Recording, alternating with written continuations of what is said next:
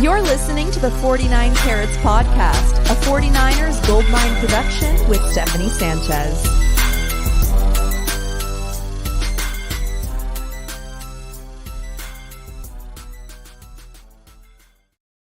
What's going on, everyone? Welcome to another edition of the 49 Carats podcast. I'm your host, Steph, and today I'm joined by a special guest, Merrimack TE Tyler Roberts.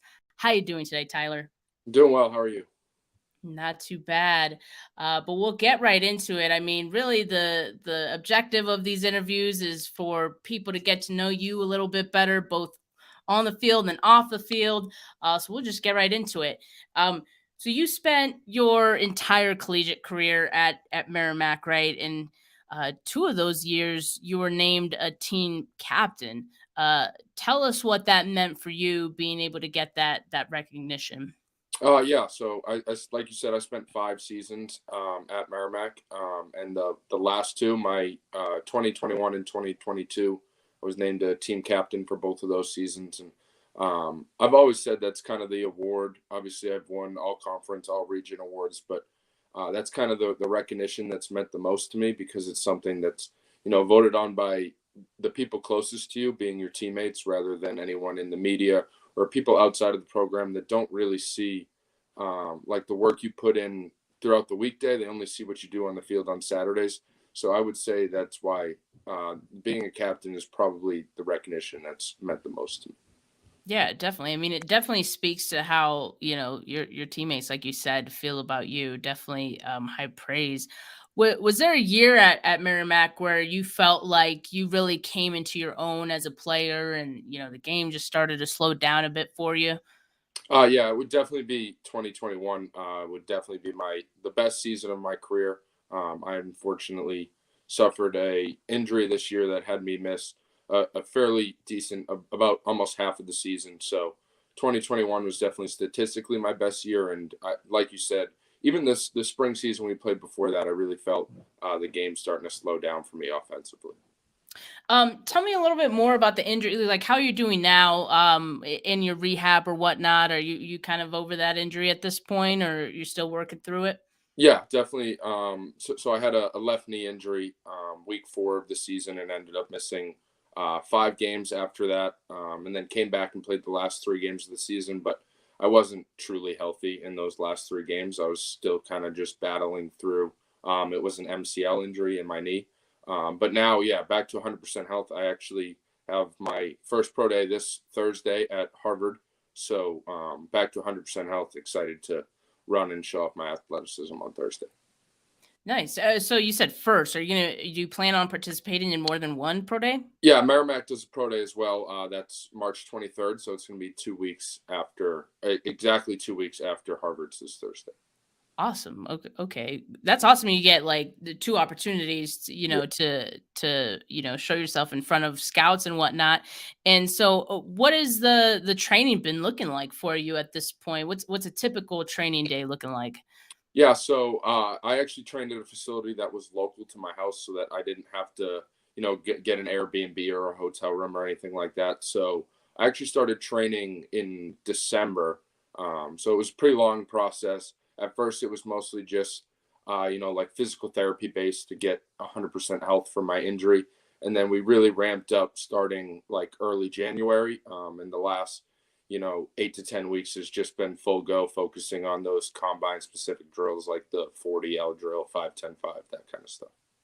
Awesome. Is there something that like you're really excited to test and like you're just gonna blow scouts away with, or are you just kind of all across the board, you're just trying to be consistent at? Yeah, obviously I want to perform well all across the board, but some of the draft sites have my 40 projection a lot more than a little bit too high, I'll say. So I'm excited to run a lot faster than some of the projections have. Yeah. Nice. Awesome. I'll be in tune. I'll be trying to refresh Twitter and see what that looks like. Do you see yourself as more of an H-back over a tight end, or, are you kind of at the next level? Would you want to continue doing both? Like, how do teams view you? Yeah, I think most teams view me as an H-back more than a tight end. I'm actually was even listed on the roster at Merrimack as an H-back. I spent probably 80% of my snaps in the hip, in the backfield, or in the slot, and then 20 to 25% in line. I think most teams view me that way just because, I'm not, you see a lot of 6'6", 6'7", even tight ends in this draft. I'm just a little bit over 6'2". So, kind of the minimum height requirement to play some inline tight end, but I think my physical abilities and then my tape also supports that I'm probably best suited as an H-back. But obviously, at the end of the day, whatever a team asks of me, that's what I'm going to do. Right. I mean, your versatility is definitely an important quality to your game, and Merrimack definitely made the most of it. Do you personally have a favorite spot to line up at, or are you just again like you're okay with wherever a team wants to line you up? Yeah, wherever, like offense, defense, special teams. It does, like, I started 10 games in college at linebacker too. So, I can legitimately tackle, unlike, some of the offensive guys probably in the draft. So I'm excited to, contribute on special teams wherever a team needs me. That's where I'm playing. Well, hopefully you're not having to tackle too much because that means your quarterback threw an interception, right? But Yeah. I guess that's a good thing to have in your back pocket. Tell me about the experience playing the defensive side of the ball. Like, is there anything about that, and even special teams that you've played, right? Has any of that help make you a better tight end? Oh, 100% without a doubt. Obviously, moving from high school to college, there's a pretty significant jump there as far as scheme goes. So having played defense in college, I think I really have a good understanding of how defenses work at the higher level. And obviously, there's even another jump here when you get to the NFL. But just the ability to recognize fronts and coverages before a play even starts, it gives you an advantage post snap because, like, if I know the coverage, I know where the windows are going to be. I know how I can attack that coverage and then get myself open. Yeah, that's definitely an advantage. Okay, so you mentioned, the difference between, going to high school to college, but you played in the Tropical Bowl, and congrats on that, by the way. Well, what struck you as the biggest difference between college coaching to now like that NFL level? Yeah, I mean, for the most part, as far as the playbook goes, all the plays, everyone pretty much runs the same stuff. They just call it different things. Yeah. So obviously, that was more of like a rookie mini camp simulation where you only really have a week to learn the playbooks. So I was on the airplane on the flight down there, just kind of writing it, like trying to memorize the playbook and what we would have called those plays at Merrimack. So then when they're called in the Tropical Bowl, I had a pretty good understanding of what was happening. And then I played Division I FCS football, but obviously the Tropical Bowl was just a little bit faster than that, probably a little bit more size across the field. But definitely didn't feel out of my element at all, or it didn't feel like that much of a significant jump playing there. Now, from an iron sharpens iron standpoint, was there anyone who you especially enjoyed going up against that week at the Tropical Bowl? Yeah. I mean, defensively, there were definitely some great players.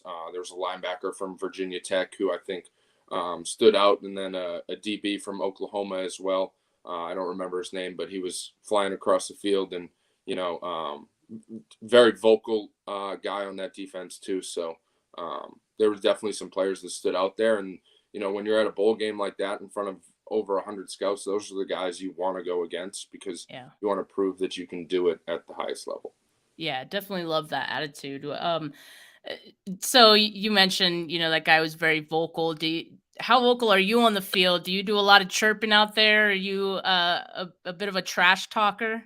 No, not so much to the other team. Obviously, I was a 2-year captain at Merrimack, so I'll be vocal with my teammates when I have to be. But that's not really part of my game on game day. I prefer to use all my energy during the snap rather than some of the guys.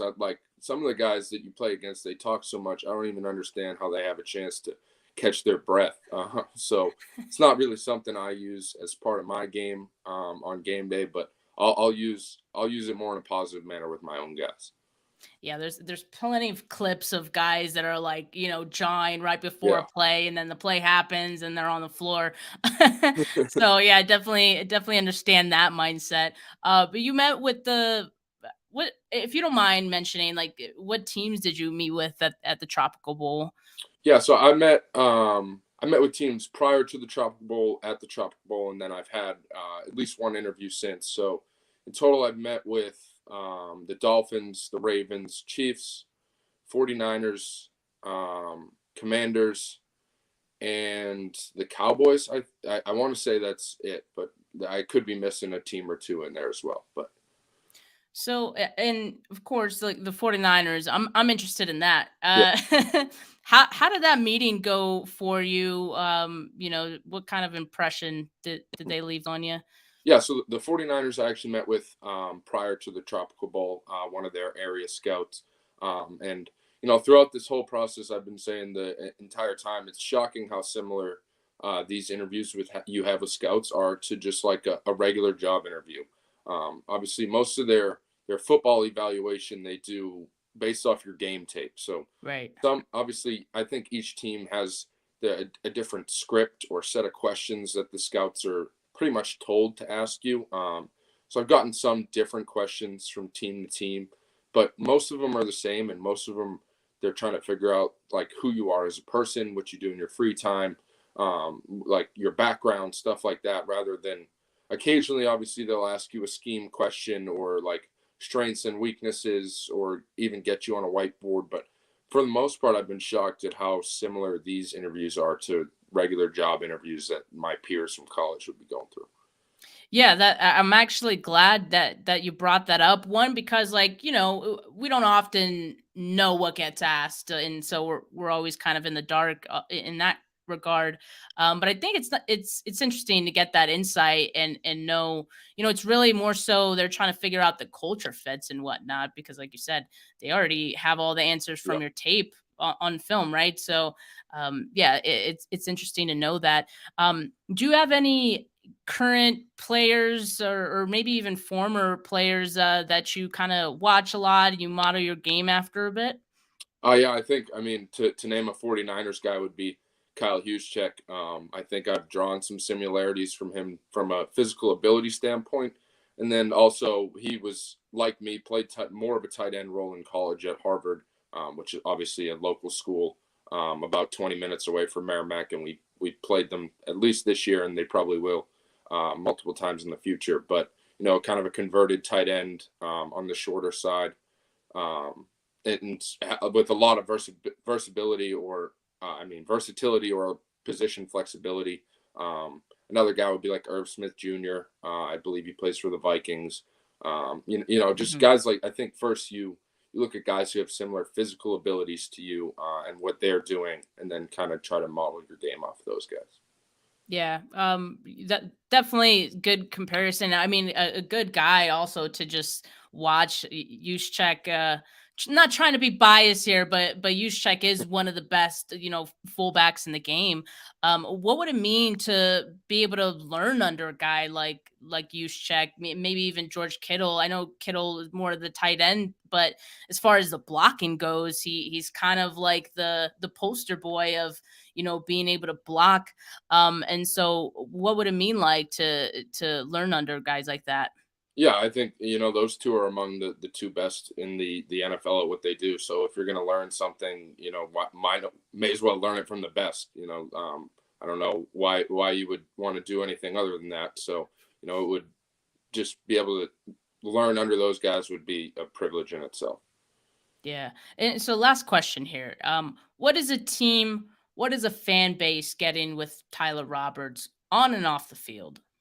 Yeah, I mean, off the field, or on and off the field, a proven leader, a proven worker. Like you said, two-time captain. I was also voted 2 seasons in a row to wear number 10. So that wasn't something, I didn't wear that number out of choice. More so, it's something that we vote on each season. Goes to kind of the hardest worker on the team. So proven leader, proven worker, a perfectionist, and then guy that has the physical and mental abilities to do what's ever asked of him, whether it's an inline tight end, an H-back role, a fullback role, anywhere on special teams. And then I also started probably 20, 25 games at long snapper for Merrimack too. So whatever's asked of me, I'm going to do it to the best of my ability.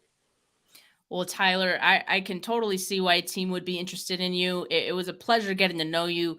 Thanks again for taking the time to do this. I know that this is a very busy time for all you guys that are, preparing for your pro day, going through this process. So it's much appreciated that you're taking the time out of your day to talk to us. Best of luck to your pro day or on your pro day and beyond. And I'll be watching. Hopefully you do pretty well. Yep. Thank you. Appreciate it. Thanks for having me on. And thanks to those of you who tuned in. If you enjoyed this interview, give it a thumbs up. Subscribe to the channel. There will be plenty more content like this to come. I have another prospect interview in about a half hour or so. Be sure to tune in. Otherwise, have a good rest of your Tuesday evening, folks. Peace.